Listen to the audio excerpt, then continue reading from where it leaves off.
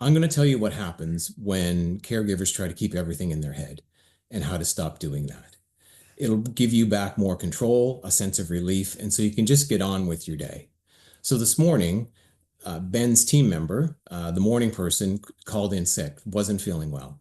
And so that set in motion all kinds of things, and we were scrambling because the other folks on Team Ben, actually three other people who can fill in on short notice, they weren't available. They had other stuff to do. Everybody has their lives to do, but Ben still has to get up. Ben still has to get ready for the day.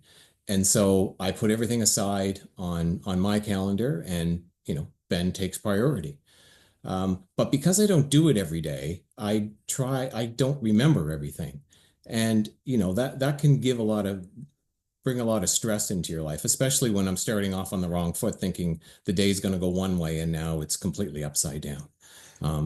The meds that he takes, I'm pretty clear on that because we try to stay on top. But getting his morning routine going, getting the breakfast ready, I know in general what it is, but I can't keep it all in my head.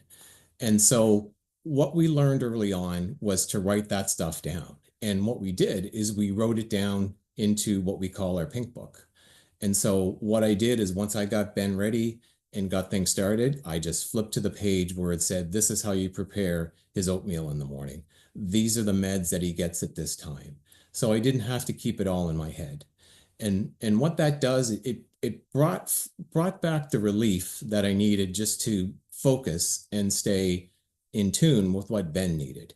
All the other things that were swirling in my head, they kept swirling in my head, but I didn't have to worry about those because I had everything nailed down and written down for Ben.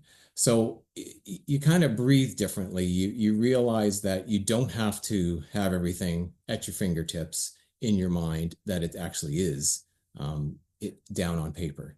And then the best part is that once it's out of your head and onto the page of your pink book, you just start to think more clearly. And so we're now at lunchtime. It's getting ready for another meal, and I'll go to the pink book on how to look at, okay, how do we get this thing prepared so that Ben can have a good day, right? And we can get everything going.